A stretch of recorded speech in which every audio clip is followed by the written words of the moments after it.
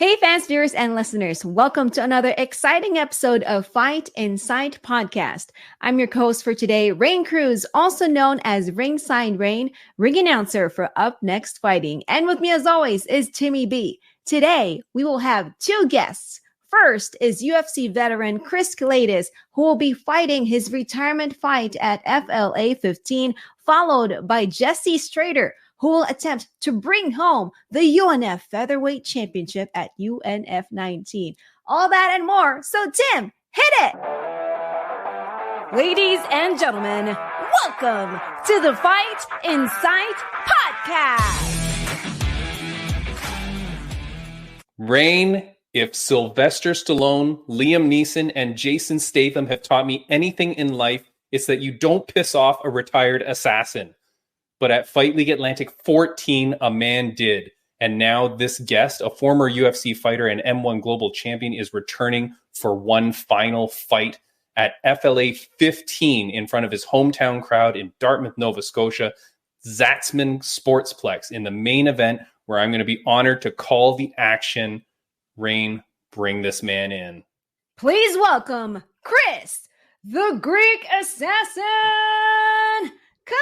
Kelades. Bravo. What's up? Oh, thank you.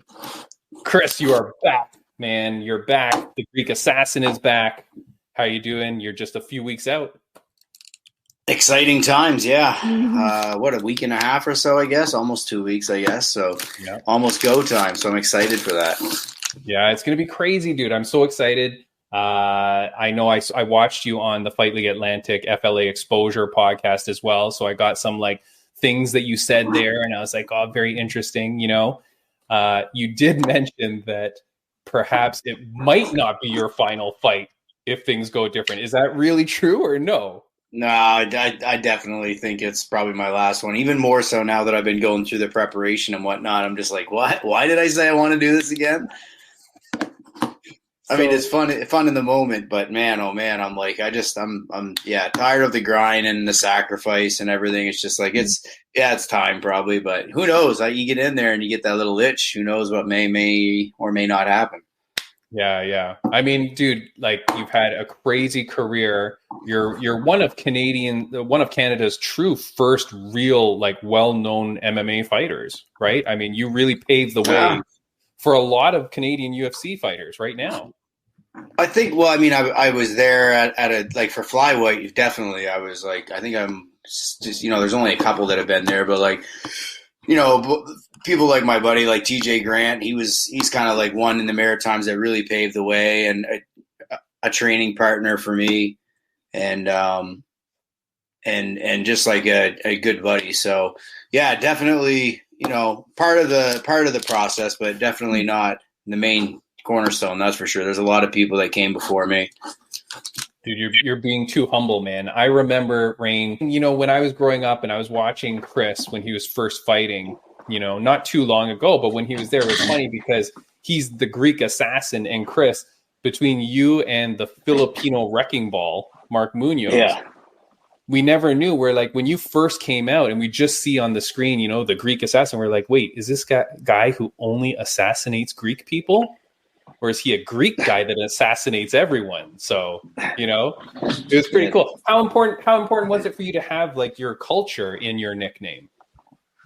It was important-ish, I guess. I don't know. You don't pick your nickname, right? I had a buddy who picked it for me because he's like, oh, if you're going to fight in the UFC, you better have a nickname. So, yeah. Nice. So kudos to my buddy Matt for coming up with the Greek assassin. But, yeah. Were there other suggestions for a nickname? No. I get called all kinds of things. Just the Greek. Sometimes that's TJ will just call me the Greek. But yeah, I don't know. I'll answer to many things. Well, you're a man of many talents, dude, because you're a fighter, but you're also out there. I know you're running seminars out, especially on the East Coast, right? You do a lot of that. And then of course you're a commentator at Fight League Atlantic. And dude, you're a fantastic commentator, man. You've got the perfect voice, the perfect cadence. Like you're really good in that. How much do you enjoy doing that? Oh, thank you. I just kind of fell into that. Derek got me doing that, and I just kind of learned on the fly as I go. But I do enjoy doing it. It's been, yeah, definitely a learning experience, and you kind of just learn on the fly. That's how I do it. I kind of work well under pressure that way, I guess. But it is kind of, it's interesting. It gives you a different perspective when you're watching these fights, and you're kind of analyzing things a little differently and seeing them from a different perspective. So it's cool that way because it's just a different kind of growth. But it's cool also to just help with the sport itself too, and help kind of just the progression and help and build a great platform for the athletes here and a good production and just all around, like just being still part of the environment and part of the scene is kind of cool to be. Yeah, man, it's great. It's great that you're there. You know, of course, I have to ask you though, like, how hard was it for you to get back into training camp? You know, taking some time off, of course, going through the pandemic, and then now making the decision to step back in there. How hard was that to get back into that zone? You know, to focus into it again. It really wasn't that difficult. I mean, it's just a matter of doing. I mean, I wish I would have been, you know, training a little bit more the last few years, but I mean, life is what it is, and you got to, you know, take care of business. So that's kind of where I've been at.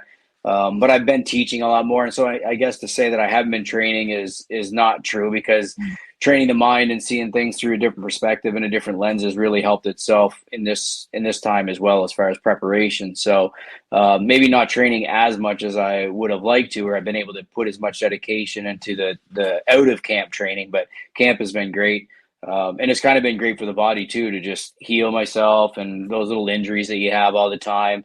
You know, still training and still maintaining, but not in the daily grind, beating yourself up. So it's kind of been a relief that way, and a different perspective to learn from. And now, you know, I can come into a camp and just like go at it heavy and not have to worry about the body being broken, and just have fun with it again. Yeah, dude. I mean, you seem very serious right now. Like, I know it's weird because now that I'm seeing you on the last podcast with John Morgan, and now seeing you here, you seem like you're really focused in, dude. Because Rain, normally this guy's like just a ball of laughs and like goofing around. I will say that one, a moment that I saw you definitely change was when you got called out at FLA 14. Rain, this man is sitting there at the commentary desk, and when it happens, he gets up and goes in there, and I'm like, I don't know how he's gonna be. Like, what is he gonna be, like a handshake? And he goes forehead to forehead with the guys, like, you want this retirement fight? I'll make it your retirement fight. Like, dude, you were like seriously angry. I was like, oh my god, I'm gonna have no co-host for the rest of the event. Like you're gonna get dragged out by security. That's what happens. I don't know. When I went in there, it was just kind of like it lit something. So it kind of pushed the button that I needed to have. So that's what kind of motivated me to kind of get back to that hardcore training more so, and just, you know, build on that. It was, it was a weird moment. I've never had a moment like that. So you just kind of go off raw emotion, and that's what happened. So he hit the button. So we'll see what happens now. Maybe woke the beast up a little bit, right? Yeah, that's right. No, definitely, dude. I like it, man, because, you know, I probably wouldn't have been too happy if you went in there and you were all chummy. You know what I mean? I don't like that. I wanted to see the fire. I want to see that. Need a little heel action. Yeah. Yeah, you're talking to a big wrestling fan over there. So like, say that hits home. Chris, best opportunity, best case scenario for this fight, the way that it goes down, how do you foresee it going down, and what do you want it to be like?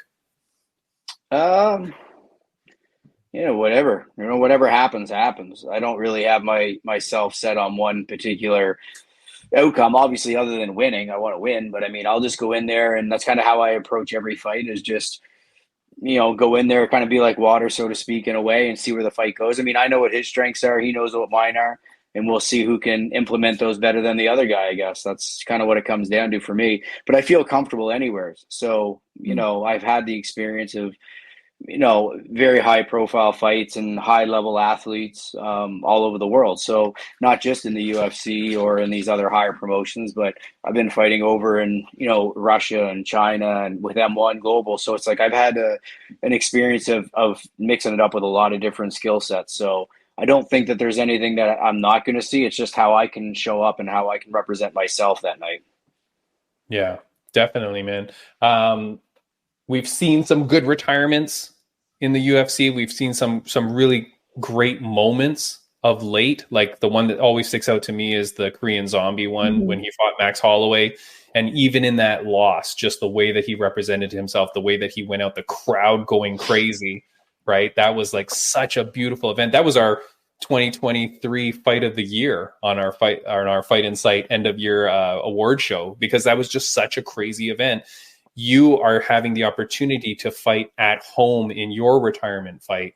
How much does that mean to you?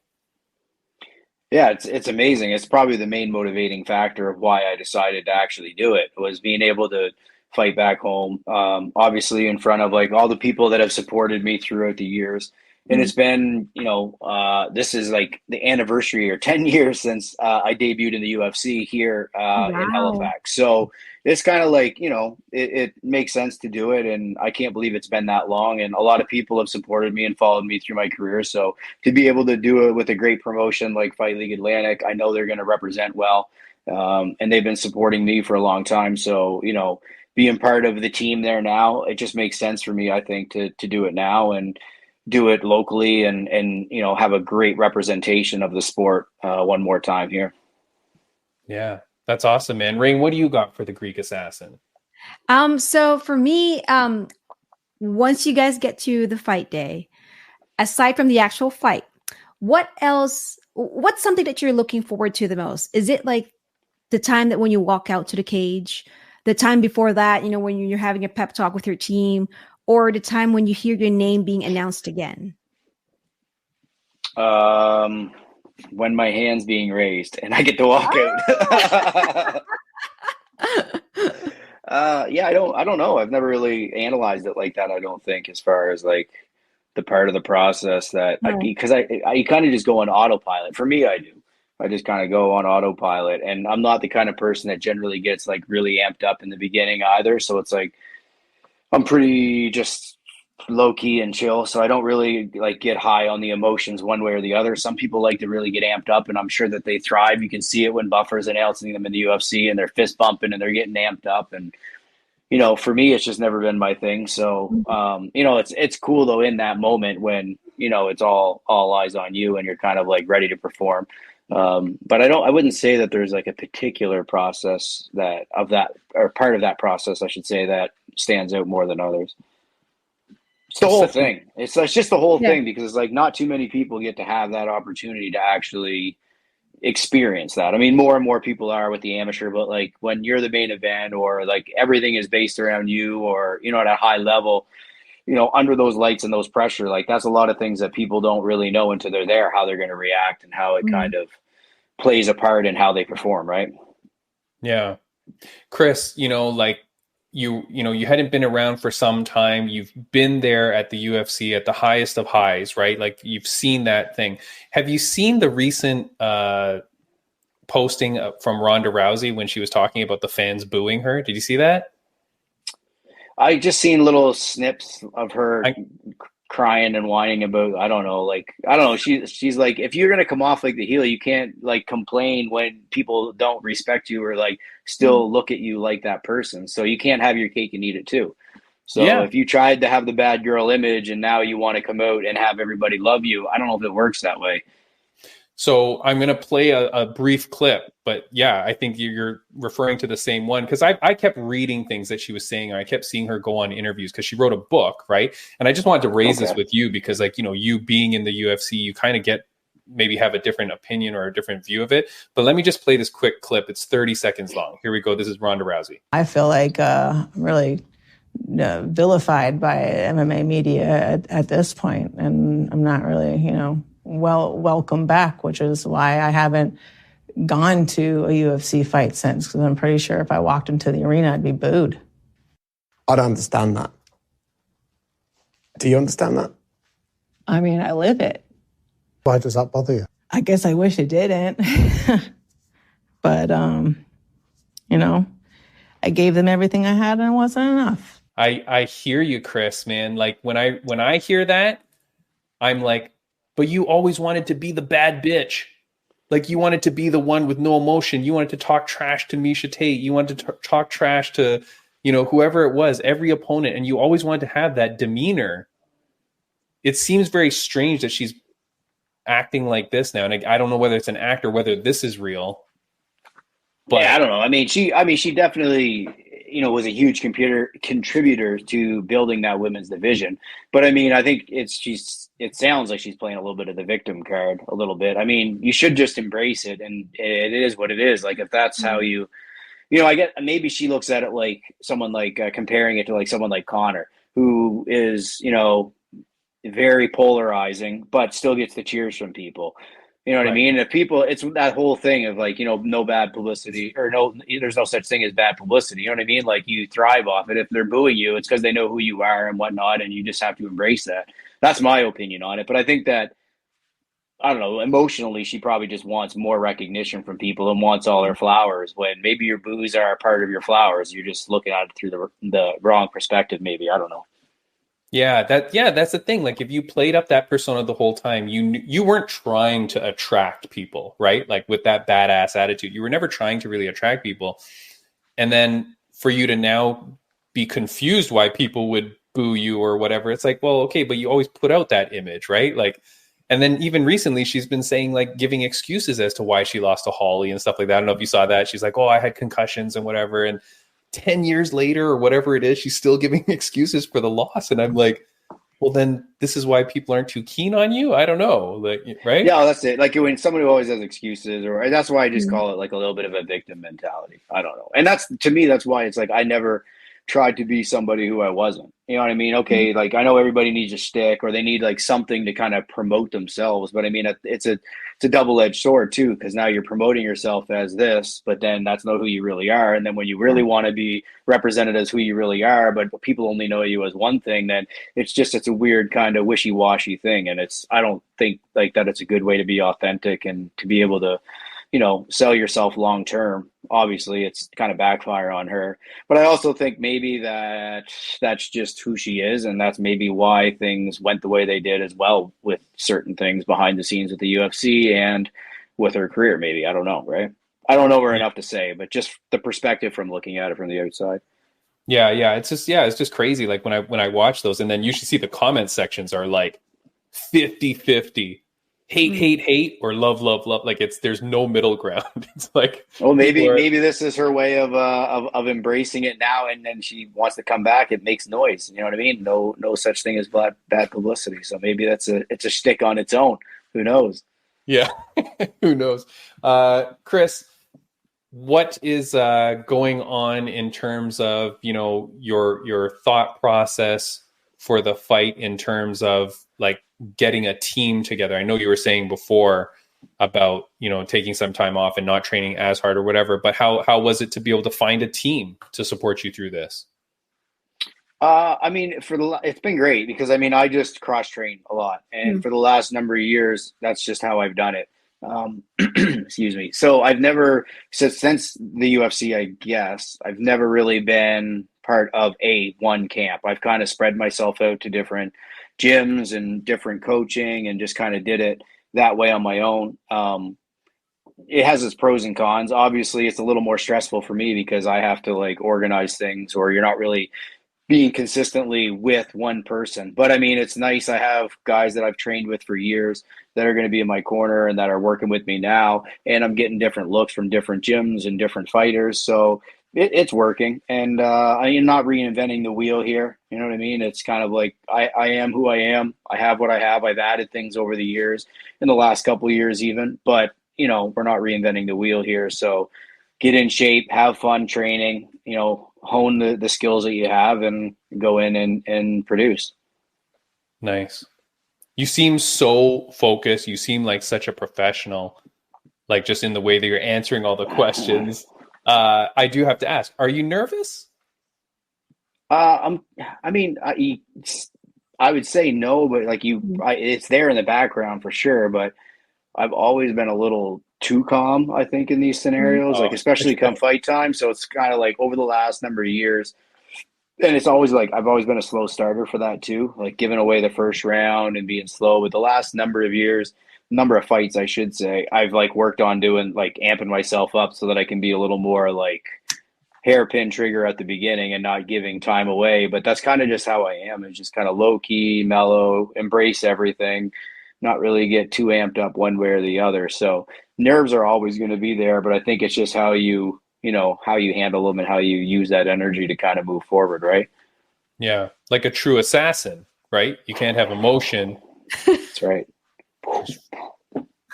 Because they can't know. No one should know that you're an assassin. That's right. Be low key. Yeah. That's what I try. Here, I'm going to put the poster up. Rain, we've seen this before, but here's the Fight League Atlantic 15 poster. Again, June 8th in the Zatzman's Sportsplex. We are in Dartmouth, Nova Scotia. There he is, Chris Kelades taking on Morgan Reinez of Wolf Run MMA. It's a huge fight, man. Main event. It's 3 rounds, though, correct? Right? It's not 5 rounds. It's a 3-round fight. No. Yeah, no more 5 rounds. Yep.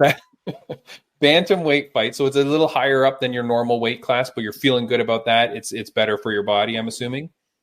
Definitely. Yeah, my last 2 fights with M1 Global were title fights. They were 5-round fights at 125s at flyweight. So, God, those days are not happening ever again. So, I'm very happy to go 35 and just go 3 rounds. Yeah, nice. Well, look, dream scenario, you don't even need 3 rounds, right? No, exactly. Yeah, exactly. Make it a short night. Get to the party. That's right. Let's get out of there. What I know, beyond this, obviously, back to commentating. You're going to continue that, right? Don't waste that opportunity. No. I love it, dude. Yeah, no. I enjoy doing that, and as long as I can keep doing that with Fight League Atlantic, I definitely will. I enjoy that process, and it's cool to just be part of the sport still, and just helping build it, and just put my 2 cents in whenever I can. And it's been, like for me, it's a great learning experience too. So I enjoy it and look forward to doing more of it. Yeah. Chris, I want to ask you one final question that we ask all our guests on the podcast when they come on. We get answers of all different types. And so I just want you to take it the way you do. It's a question that my mom used to ask me almost every day of my life growing up. So I'm going to ask it to you. Chris Kelades, the Greek assassin, on a scale of 1 to 10, how happy are you? I'm happy. I don't know. On a scale of 1 to 10, 9.5. Oh, okay. I'll be a 10 when I get my win, my 15th win at FLA 15. Ooh. Retire and get to have a Guinness. Then I'll be a 10. That's good, man. I'm happy that life is good for you, man. I'm happy that you're having a good life, that you have this opportunity. Like you said, this does not happen to everyone. I mean, it happens to very few people to go out the way they want to go out in front of their hometown with a crowd, with a promotion that you have a history with. Like, this is a great opportunity, man, for you. And I'm so happy that you have it.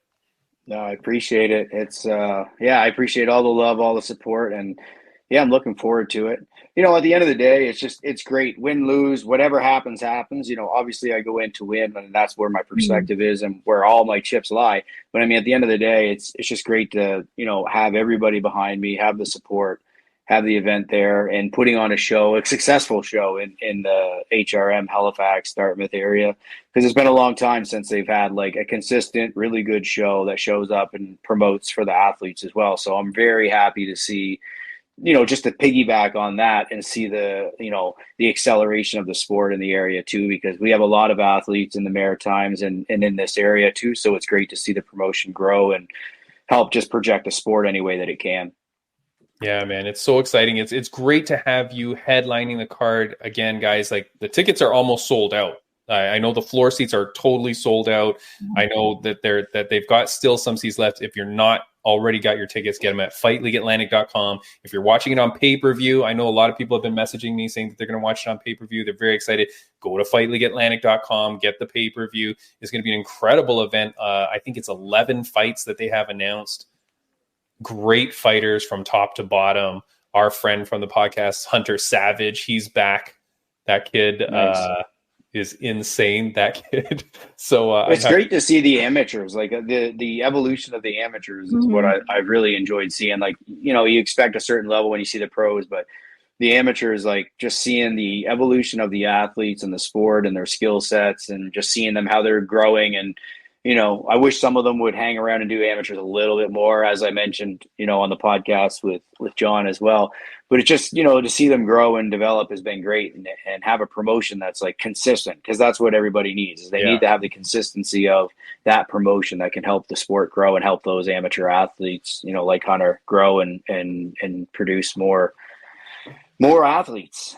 Yeah, that's the thing, man. But look, I mean, if you're watching the card and you turn the volume off, you can't tell who's an amateur and who's a pro. Like, some of these fights are so insane. You're just like, what the heck? Like, they are at a high risk. I've been telling some guys at my gym, I'm like, hey, I think Fight League Atlantics has another card coming up. Maybe you should sign up. And then they watch some of the fights or the clips and they're like, that's an amateur? I'm like, yeah, you'd fight like a guy like that. And they're like, fuck no.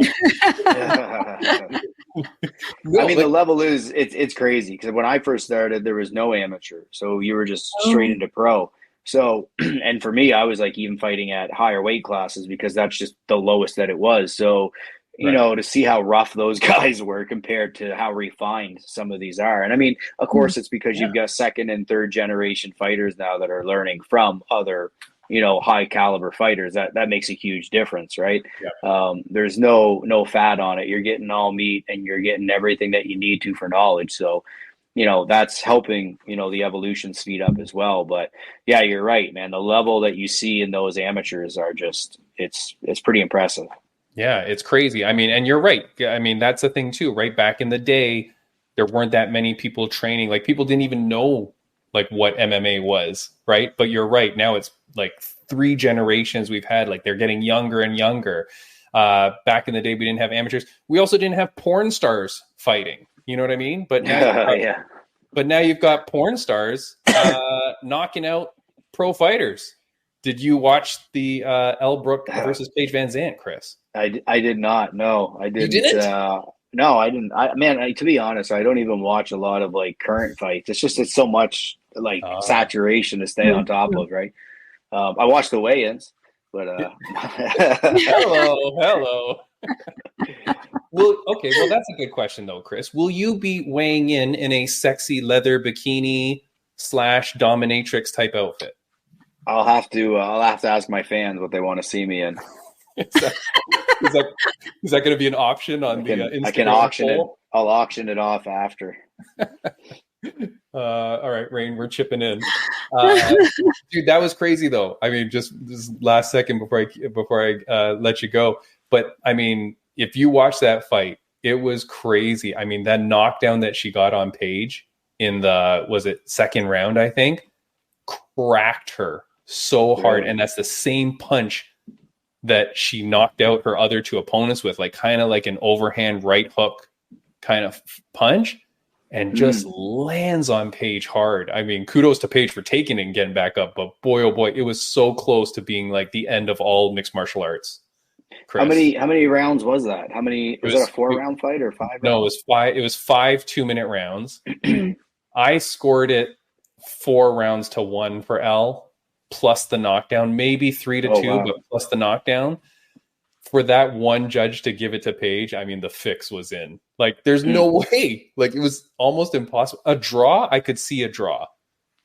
But because when you take the 10-8 for the knockdown kind of thing. Yeah.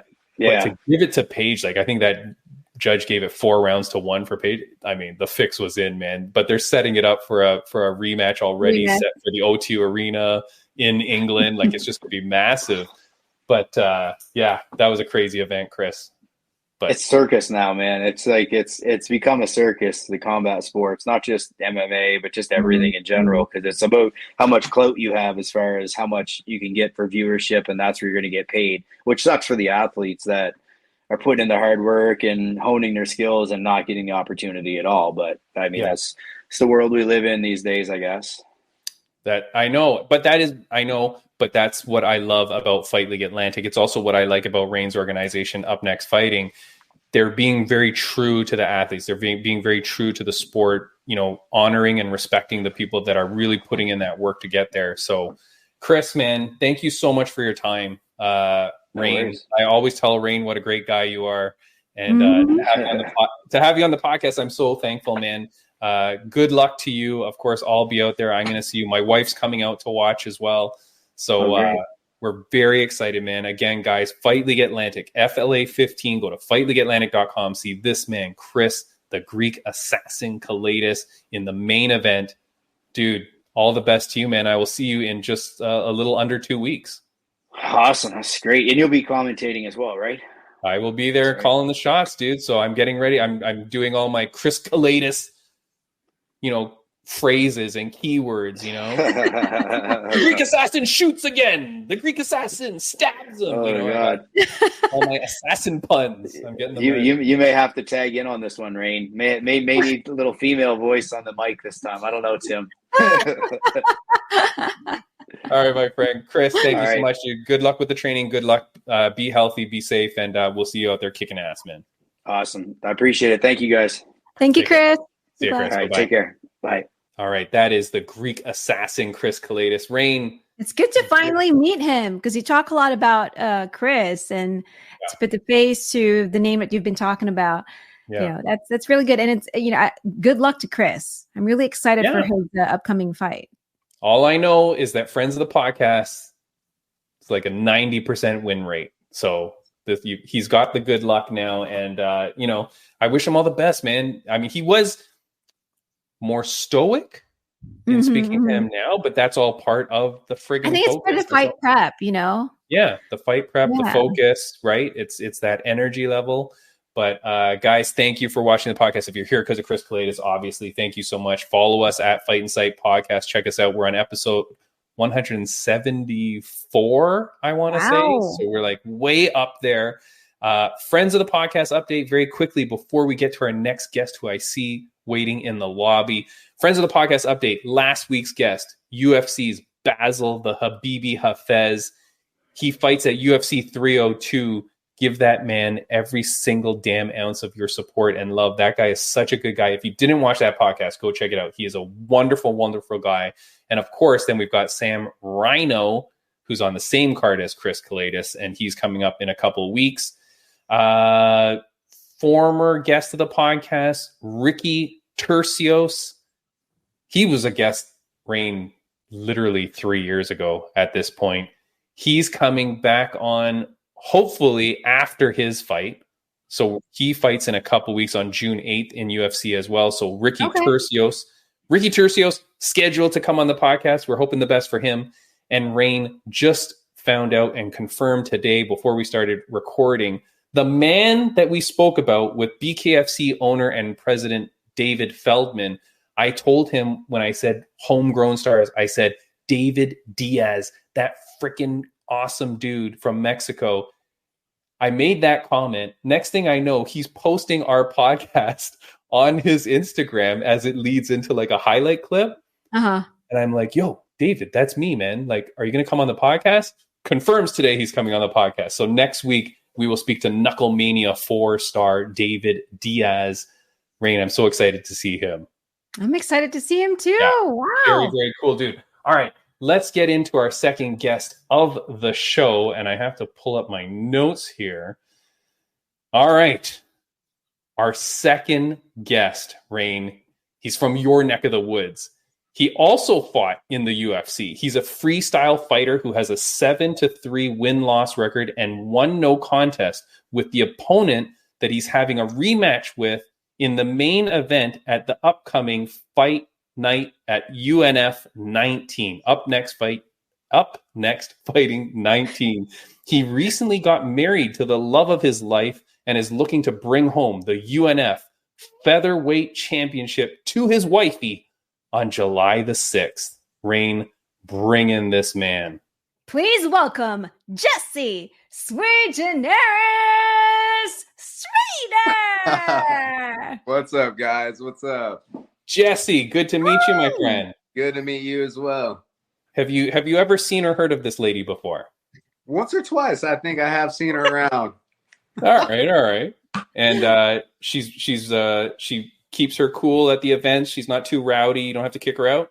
Oh, I don't know. I wouldn't say all that. No, she brings the energy. She always brings the energy. It's awesome. That's awesome, dude. Oh, I'm so glad to meet you, man. Rain said when we're looking for up next fighters, we always love to support our respective organizations, and to get you on the podcast was a big thrill. Yeah, this is awesome. This looks like a good time right here. I love your guys' setup. It's totally awesome. Oh, thank you very much, sir. What do you have behind? I'm going to call it out. Is it apple juice? What do you have like the multiple jugs of behind you? Oh, these? Yeah. It's a plant-based energy drink. It's Lotus Energy right here. This, I'm telling you, this stuff right here is gonna take over the world. It's awesome. Wait, is it your brand? It's I work on it a little bit, but it's my uncle's company. Oh, yeah, it's incredible. We got this is like berry flavored right here. It's awesome. All right. We got pink lemonade. That one's bomb. Yeah, so it's basically an energy drink with plant-based ingredients and some caffeine and everything like that. Yeah, it's more natural, more cleaner energy. Yeah, I love it. Take that stuff every day. That's cool, dude. Nice. And okay, Lotus Energy. Do you have a website or what do we shout out? Yeah, just lotusenergydrinks.com. Lotusenergydrinks.com. All right. I will send them a message to let them know that we shouted them out. There's a small fee now, obviously, because we promoted them. Tell your uncle. Absolutely. Tell your uncle. Yes, sir. It's just a couple million. It's fine. Yeah. Rain, what do you know about this man, Rain? Jesse Strader. Oh, I remember meeting him twice, actually. The very last one was at Up Next Fighting 16, I believe, or 15, when you faced Cisco Rivera. Yep. And I remember the first time I walked up to him, I saw him, and at that time was still his fiance. That was before you guys got married. Yeah. And I walked up to him and I said, "Hey, can I double check how to pronounce your name and like your hometown and all that?" And he was all nice because, mind you, at weigh-ins, usually I try to be careful when I approach fighters. Yeah. Because some of them, they're very grumpy or like, they don't want to talk to anyone because they're still hungry. And so when I walked up to him, he was like all smiling. And I don't know if it's because he already had something to eat, but he made it very easy for me to just like approach him and talk to him, ask him for the information. And so absolutely. Yeah. I try to keep a nice, chill, positive energy vibe. Yeah. I love that. Yeah, that's the way you gotta be, man. You gotta be like, it's funny because I do commentary for an organization out on East Coast Canada, Fight League Atlantic. That's where Chris Kelades, former UFC fighter, he's the main event on June 8th. That we just had on. And same thing, man. Sometimes I see the fighters before the event, and it's so crazy to see the difference in style, right? Like people who are like laser focused and don't want to talk to anyone, and then there's the people that are like goofing around and joking around. So just approachable. Yeah. I find I'm in my best element when I'm just easygoing, having a good time with my people. Because I've at the beginning of my career, I was that guy, pacing, like blinders on, and I feel like I just perform way better, way more naturally when I'm just like going with the flow. I already know what we're here to do. It's nothing out of the ordinary. Yes, we're getting into a fist fight. We scheduled a fist fight. Yes, we already signed it up. Like we already know what's gonna happen. So I don't need to make myself tense and in some kind of tight, tense energy. I like to just be loose, keep it loose. Yeah, you gotta be what fits with you. Like you have to be natural. When we had the body language expert on, Mark Bowden, Rain, he talked, I think that was the first time he was on the podcast. He talked about like the people that put on the fake bravado or the fake energy, it's really not good for your psyche. Like you have to be natural, and whatever comes natural to you, that's what you got to do. Otherwise your body's going to like tense up. You're going to get weird stressors. Yep. It does not fit. It's best to be like who you are. 100%. And that, that took me some time to realize, but ever since I'm just keeping it chill, being who I am, I've nothing but success. So I'm going to keep on with it.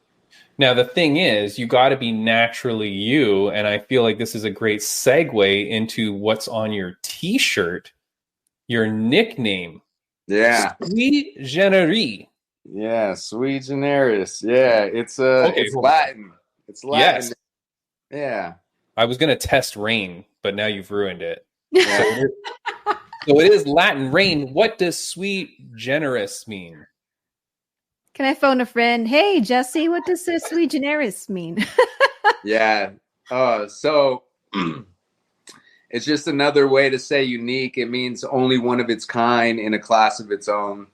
Yeah, I came across it. Oh man, randomly. I don't even know what I came across it like 15 years ago. Like I was in high school and I saw it randomly. I can't even tell you where I saw it, but I saw Sui Generis, and then I was like, "Oh man, that's cool." Only in a class of its own. That's cool.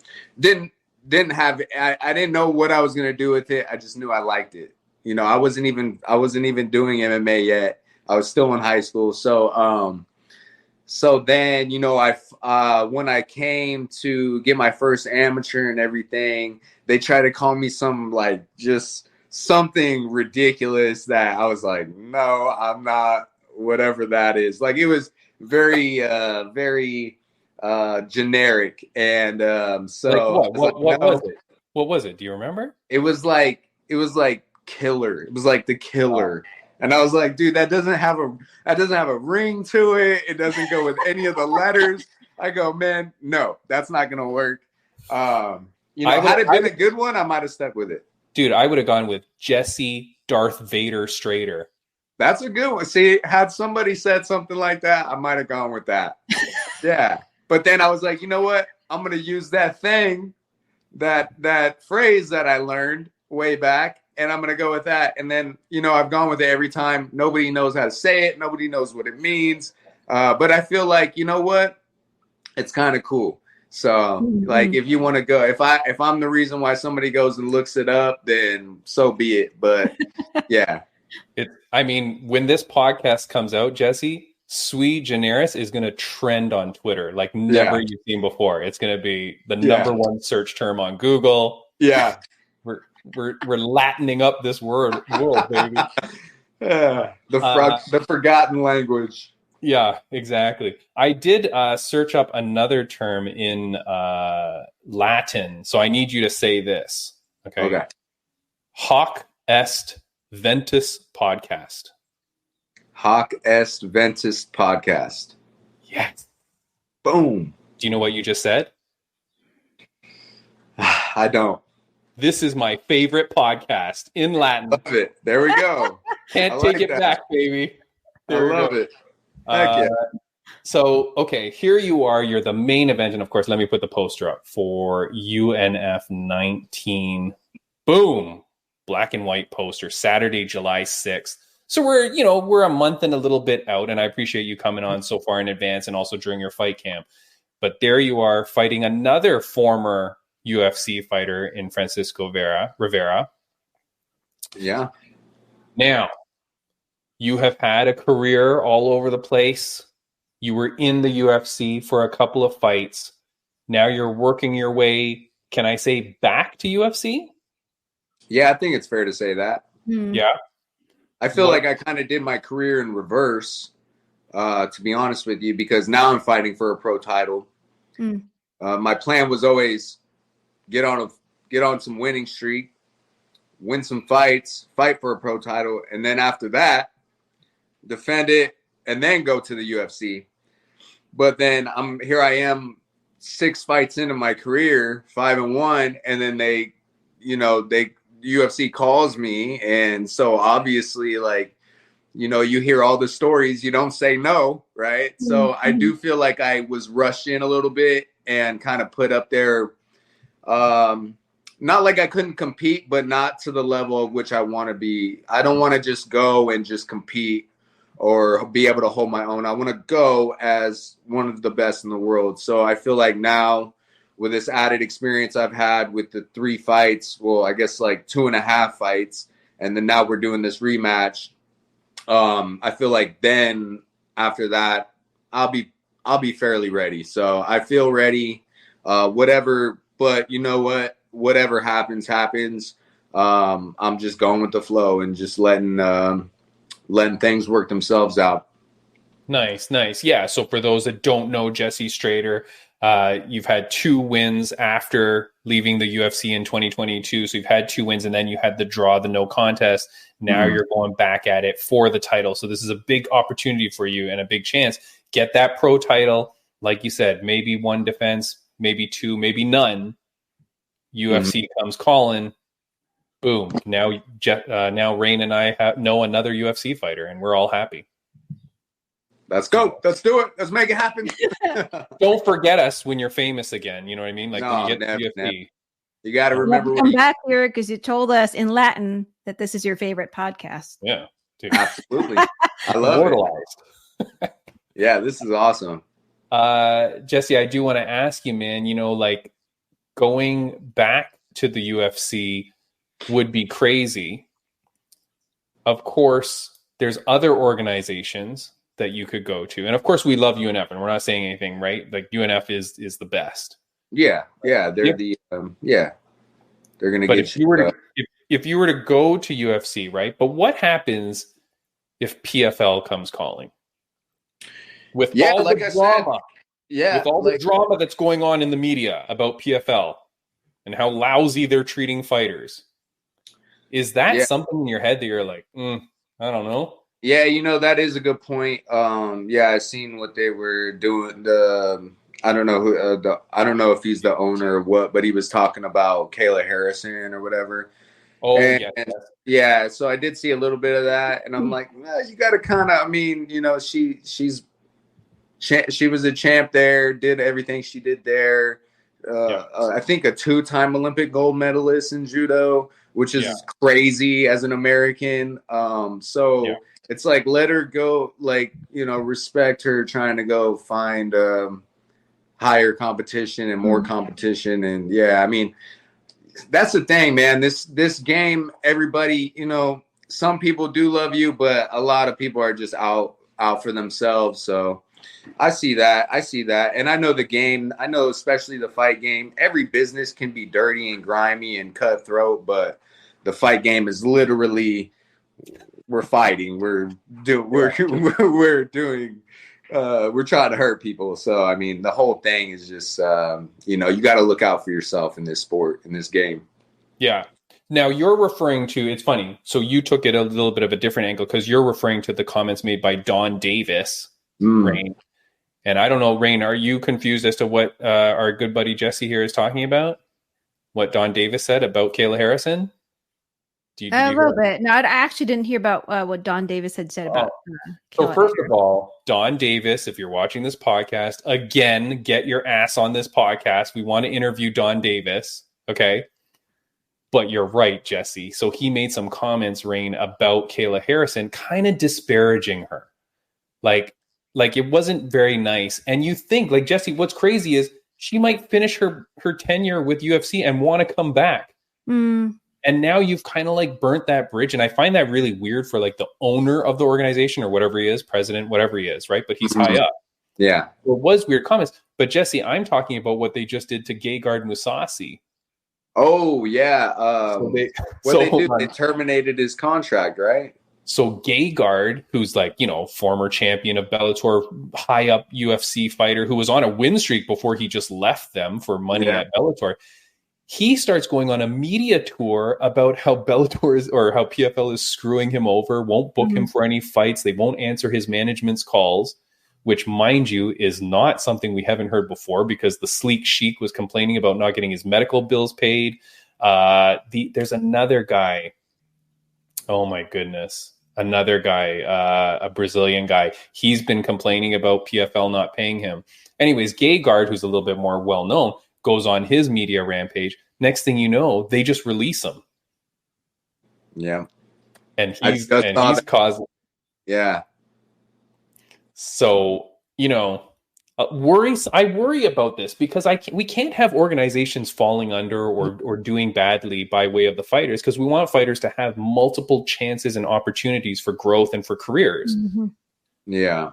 So, Jesse, I mean, you're at that grassroots level. You're around the other UNF fighters. Is this something at all that people talk about that they're like, ugh, like our options are dwindling? Oh man, to be honest with you, I'm pretty well aware of just how the game is done, and just like I said, to always look out for yourself. But I feel like a lot of fighters, they don't really. I don't know. They're a little naive, I guess you would say to. I don't know. They just think that if you go out there and you fight hard, that everyone's gonna love you. But I mean, it's not always the case. It's not always the case. I mean, Gegard Mousasi is a great example of that. That dude is.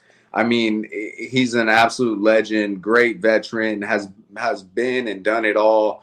And so yeah, and sacrificed so much for all that, and he's still not kind of getting, I guess you would say, the respect that someone like that you would expect to get, right? So I think a lot of fighters are naive to how the game is done. I mean, I try to educate a lot of these guys, the young up and coming guys, my amateur teammates, and just my younger pro teammates, on just like, hey, look out for yourself always. Make sure you surround yourself with people that want to see you do well, and always take things that are promised or told to you with like a grain of salt, because it doesn't always work out that way. And don't worry about it. Don't let it make you bitter. Just keep having fun and doing what you do. It'll all work out. How your life is gonna go, it's gonna go. Just do it. Do whatever you love to do. Do it hard. Do it vigorously, and it'll all work out. You'll end up where you need to be. Yeah. Good wise words, dude, because that's the truth, man. Like, you need to surround yourself with good people. That's what Rain and I realize, Rain's looking for another podcast co-host all the time. She's trying to get a better energy around her. Damn it. Be careful, be careful. Jesse. Yeah. What can fans expect when they go check out UNF 19, when they see you in the main event? What can they expect from a Jesse Strader fight? Yeah, well, I mean, a Jesse Strader fight is always going to be exciting. It's always going to be, because I go out there and I just have this thing where I can't put on a boring performance just because I just can't allow it. Like, I don't know what it is, what the wiring is in my brain, but I'm like, I need action. I need to make moves. I need to make something happen. So, action packed, a lot of just everything. I mean, could be a knockout, could be a submission. That's why I say freestyle, because you really can't place me in one or the other. I've been doing pretty much everything the same amount of time. So I'm always able to, and I'm always prepared to like go wherever the fight has to go. I know it sounds like a cliche, but I literally train striking, kickboxing, Muay Thai, jiu-jitsu, wrestling every single day. I do everything every single day, and then I practice MMA, the mixing of those. So you can expect an action-packed fight, and then the guy I'm fighting, a tough veteran who has been around so long and who is still beating these young guys. So I mean, like, he brings action-packed fights, and so it's like with me and him fighting again, the first one, at least everybody, it left like, I need more. There's no conclusion. So with that ending in a no contest, so I feel like now there's a little more tension. We want to see a conclusion. I want to see a conclusion. Of course, I want it to go my way. Of course, he wants it to go his way. And then the fact of, we've already saw each other. We've already felt each other. We've already kind of fought each other, and immediate rematch. So it's just going to be a fun game of chess to see the different adjustments both of us are going to make. I'm sure he's going to adjust to my game. We're adjusting to his game. And so you can just expect an absolute action-packed fight that could go anywhere. I love it, dude. I love it. You just cut the best promo for this fight. If you weren't already going to go check out UNF 19, you have to now, Rain, anything that you want to ask Mr. Jesse Strader? Oh, well, first of all, congratulations to you and your beautiful wife. You guys just got married. Thank you. I see the level of support, Tim, that they have for each other. His wife, she is an amazing singer, songwriter. She was on The Voice. And obviously, for you, Jesse, what's that, Tim? She was on The Voice. She was on The Voice, yeah, here in the States. Yeah, Tim is actually in Canada, by the way. Yeah. Oh, okay. Yeah, right yeah. But we get The Voice on one of our 3 television channels. We get it. Oh, You guys do. You guys do have a voice.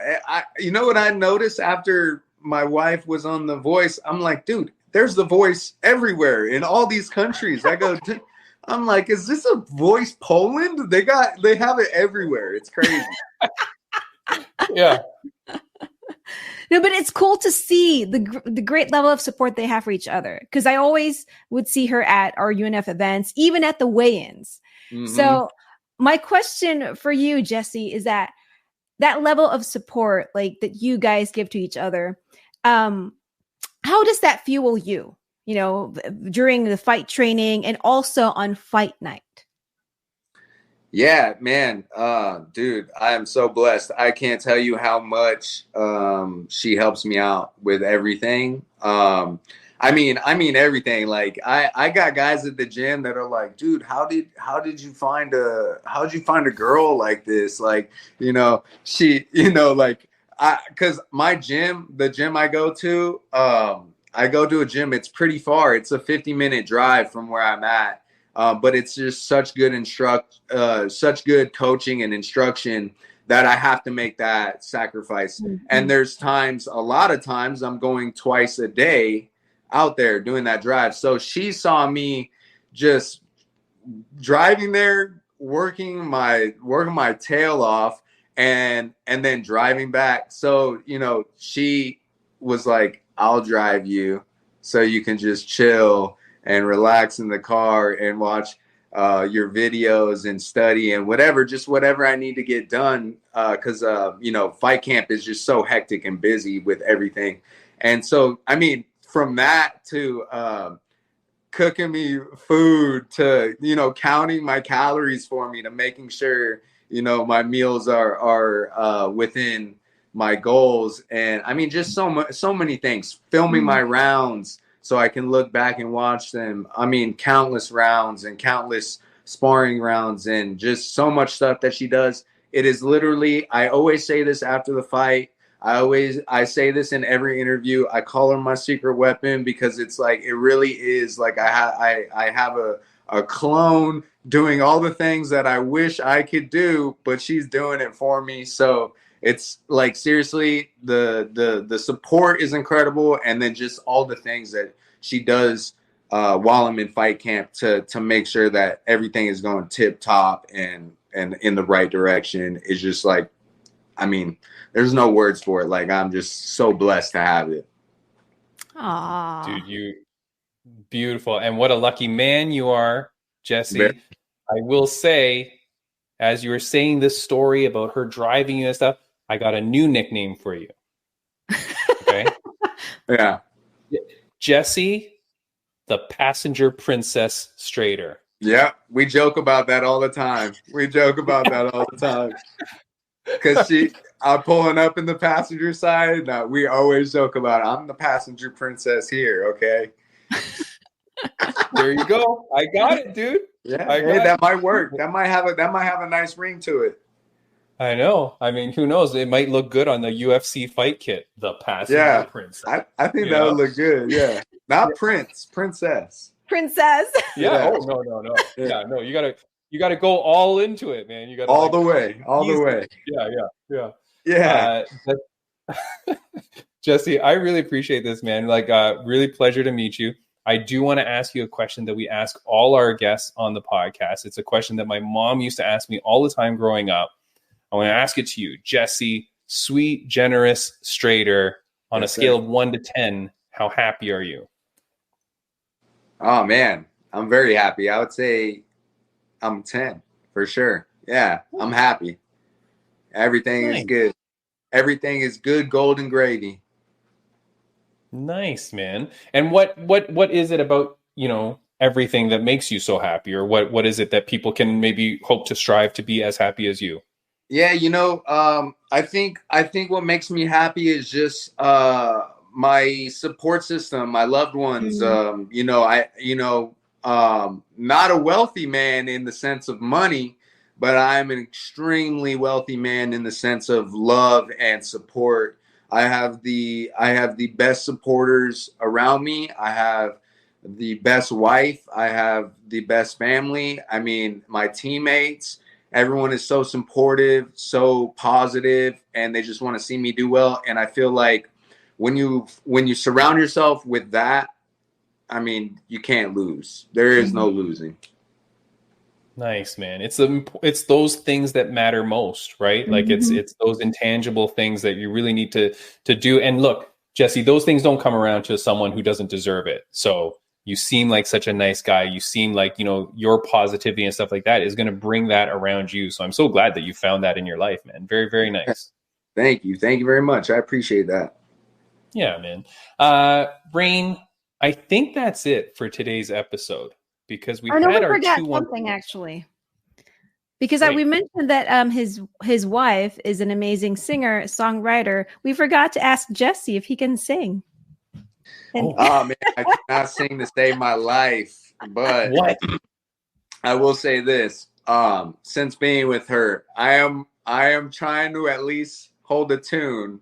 Not there yet. I'm probably a decade away from sounding decent, but I will say this: I do help her write some songs, and I do enjoy songwriting. So yeah, that's an interesting fact that I don't really tell a lot of people, but yeah, that is one thing I love to write. So yeah, that's one of the things I can do, but the singing I leave to her. She is the pro. I am far from that. No, that's awesome. Look, we need a theme song for the podcast. So yeah, if you're not busy, get to work, write us a nice theme song. In Latin? Or I gotta brush up on my Latin, but yeah. Actually, that might not be bad. A nice Latin rap, maybe. Yeah, I get that. Yeah. Hardcore. Man, that'd be so sick. That the song alone would just mwah, chef's kiss. A Grammy. It will win a Grammy on day one. A Grammy. That's it. Yeah. Ray, I think we are out of here. Jesse, before we let you go, before we end this podcast, is there anything that you want to say to the fans, viewers, and listeners of the podcast? Oh, man, just don't miss my fight July 6th at UNF, Up Next Fighting. And it's going to be an absolute barn burner, action-packed fight. And I hope to see you guys there. If you're not there, at least stream it and check me out. upnextfighting.com. Go check it out. And of course, for our first guest, Chris, the Greek assassin Kelades, go check out Fight League Atlantic 15. Go to fightleagueatlantic.com on June 8th. So we've got June 8th, Chris Kelades, and we've got July 9th, Jesse Strader. July 6th. Okay, don't show up July 9th. No one will be there. July 6th. Check the fight. Jesse, man, thank you so much. Rain, is there anything that you want to say before we get out of here? Oh, thank you, Jesse. Thank you so much for joining us. And thank you also to Chris. Don't forget their fights coming up. Yeah, thank you guys so much. I appreciate you. And this was an absolute blast. I loved hanging out and talking to you guys. Dude, once you're a friend of the podcast, you're a friend of the podcast forever. So we'll have you back on. And regardless of whether your uncle and I are in disputes over the commercial fee, we'll work it out. Yeah, we'll get it worked out. Yeah, show us that bottle again, just for the so absolutely. people can know. So we can, there we go. Check that out, baby. Lotus Energy drink. Mwah. All right, Jesse, we're out of here, man. Rain, thank you so much. We'll see you all next week. Have a good one. All right, you guys. Bye. Thank you. Bye-bye.